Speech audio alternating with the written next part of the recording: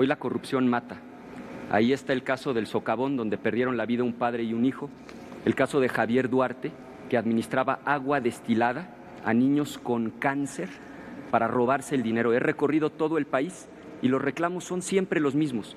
No hay medicinas suficientes en los hospitales, los jóvenes dejando de estudiar porque no tienen acceso a una beca, el campo abandonado, y la respuesta es que no hay presupuesto. No, sí hay dinero. El problema es que se roban el presupuesto público. Propuestas concretas. 1. Reformar el artículo 108 constitucional para que el presidente de la República sí pueda ser juzgado durante el tiempo de su encargo por hechos de corrupción. 2. Eliminar el uso de efectivo en todas las transacciones del gobierno, como ya lo han hecho muchos países. 3. Cárcel y muerte civil a los corruptos. Acto grave de corrupción no vuelve a participar jamás en un cargo público. Candidato, el PRI no tiene el monopolio de la corrupción. Los partidos que lo postulan, el Frente, que postulan el PRD, PAN, Movimiento Ciudadano, han sido parte de la corrupción sistémica que ha desprestigiado a la democracia mexicana y que forma parte de esta, digamos, desencanto de los mexicanos. No solamente los partidos, sino también usted ha sido señalado por sus oponentes por haber obtenido un bien, digamos, y a partir de la venta de ese bien unos beneficios de los cuales no ha transparentado, por ejemplo, elementos concretos como el crédito hipotecario que le permitió hacerse de ese bien. ¿Qué nos puede decir? 2 cosas. Primero, no sé si lo sepas, Denise, pero no existe absolutamente ninguna acusación en mi contra. Todo ha sido completamente mediático. Aquí está la sentencia del tribunal que da cuenta de que... En noviembre del 2015, usted dijo textual, estábamos mejor, mucho mejor con Felipe Calderón. Sin embargo, en declaraciones posteriores sostuvo lo contrario. Por ejemplo, en enero, cuando dijo que la estrategia de seguridad fue un absoluto fracaso. ¿De qué diagnóstico vamos a partir en su presidencia, candidato? Siempre he sido absolutamente consistente. En lo económico no hay duda que estábamos muchísimo mejor. En materia de seguridad, hoy estamos peor que nunca. Como lo dijo Sergio, 2017 fue el año más violento en los últimos 20 años en nuestro país. Yo propongo una estrategia en 2 grandes ejes. Por un lado, la prevención, atender las causas más profundas, deporte, cultura, que haya trabajo, como decía Tony Blair, para los estudiantes, educación, educación, educación. Y por el otro lado, Azucena, enfrentar el problema, pero con una nueva estrategia. Enuncio 4 cosas. 1, desmantelar y no solamente descabezar a las organizaciones criminales, duplicar el tamaño de la Policía Federal, profesionalizar y certificar a todas las policías del país y algo muy importante, seguir apoyándonos en el Ejército y en la Marina hasta en tanto contemos con policías confiables y que estén del lado de la gente. Candidato, si me ayudara en esta ocasión con una pregunta concreta, haciendo eco a las demandas de la sociedad civil, le pediría una respuesta a lo siguiente. ¿A favor de una reforma constitucional para un fiscal independiente y autónomo? Absolutamente a favor, y esa es la principal diferencia que tengo con Andrés Manuel López Obrador, que en su programa de Nación está proponiendo él designar al fiscal. ¿Por qué tiene que ser autónomo e independiente? Lo explico. Entre otras cosas, porque todos proponemos la reforma al 108 para que el presidente pueda ser juzgado. Pero si el presidente va a designar al fiscal y va a ser su empleado, pues jamás lo va a juzgar a él. Por supuesto que a favor de un fiscal absolutamente autónomo. Candidato, por último, en esta condición de inseguridad en el país, ¿usted como padre de familia permitiría que sus hijos estuvieran en el ejército? Por supuesto que permitiría que mis hijos estuvieran en el ejército si esa decisión tomaran. Creo en la libertad, los voy a apoyar en su vocación. Gracias. Gracias, candidato. Dirigirme a las mujeres de México, porque es absolutamente inaceptable que 7 de cada 10 mujeres en nuestro país hayan sufrido algún tipo de violencia. Que en los últimos 2 años los feminicidios hayan aumentado 70% y que las mujeres haciendo el mismo trabajo, con la misma capacitación, ganen 30% menos. Eso se va a acabar cuando yo sea presidente. Gracias. Porque proponía el de un gobierno transparente, incluso ha hablado de estos gobiernos en donde toda la información y todas las transacciones se pueden seguir para que haya una claridad absoluta. En el tema, por ejemplo, de que usted no haya dado a conocer todos los datos sobre este crédito hipotecario, ¿cree que se podía llevar a cabo en un país como el que propone, incluso como países que existen ya, en donde la información es pública de lado y lado, ciudadanos y funcionarios? Es que otra vez, Denise, lamentablemente se ha construido una historia de mentiras. En la página de internet que puse en este momento le pido a mi equipo que suban los documentos que son públicos. Ahí está el crédito hipotecario y cualquiera lo puede consultar. Es absolutamente falso que esa información no esté disponible. Ahora regreso a las propuestas. He planteado cárcel y muerte civil a los corruptos. Quien cometa un acto de corrupción nunca más puede volver a trabajar en el gobierno.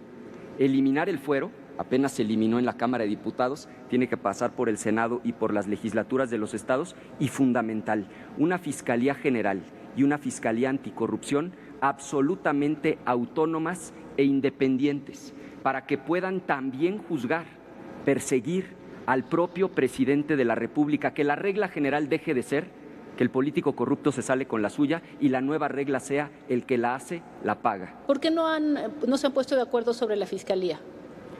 Pues porque el PRI quiere un fiscal a modo, siempre es el mismo problema. Nosotros estamos listos para un fiscal independiente. ¿Qué pasó y por qué gobiernos tanto del PAN como del PRI no nos pudieron dar la seguridad que es la principal responsabilidad de un gobierno de la República?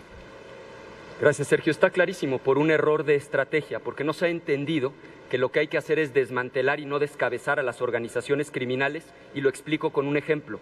Cuando se detuvo a Osiel Cárdenas, el líder del cártel del Golfo, no se desmanteló al cártel, y lo que sí ocurrió fue que los Zetas se escindieron, se desató una ola de violencia que todavía padecemos en el noreste del país, señaladamente en Tamaulipas.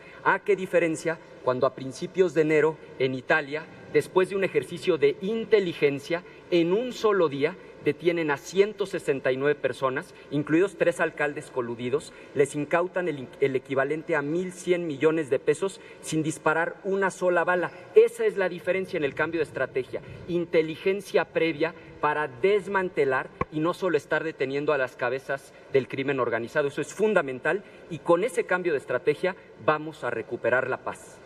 Mi repregunta es, ¿aprovechó usted las reglas internas y los spots del PAN para promoverse en lo personal y obtener así su candidatura presidencial?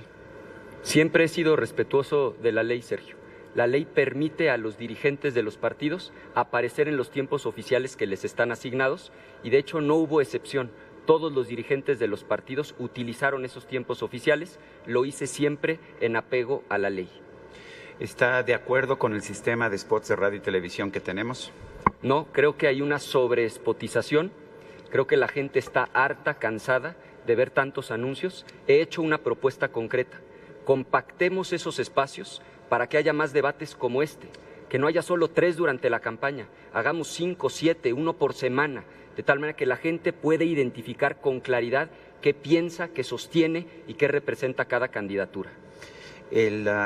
Otro de los temas fundamentales son los grupos más vulnerables de nuestro país. ¿Cuáles son las medidas que usted propondría para rescatar esos grupos vulnerables?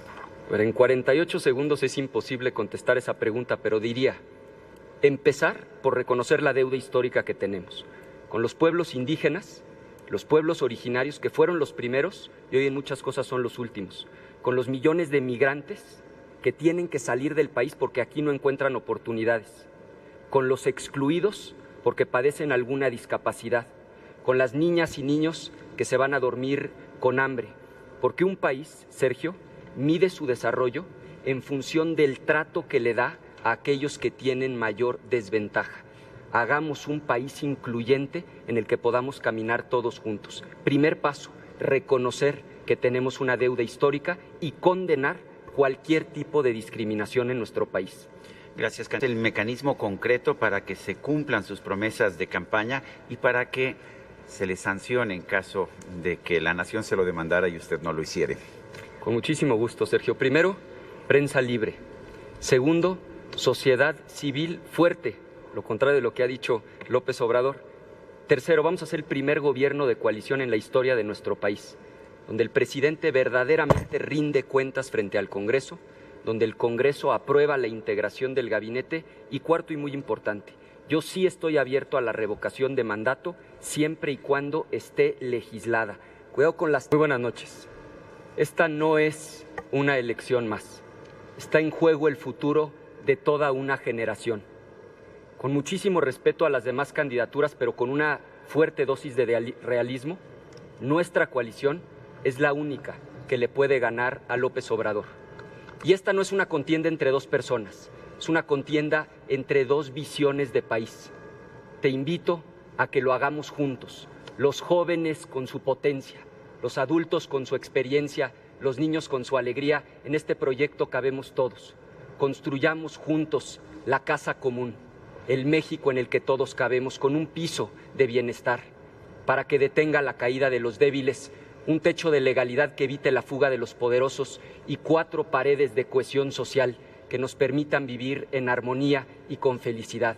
Cuando la esperanza se vuelve invencible, la victoria final está asegurada. Lo podemos lograr. Gracias.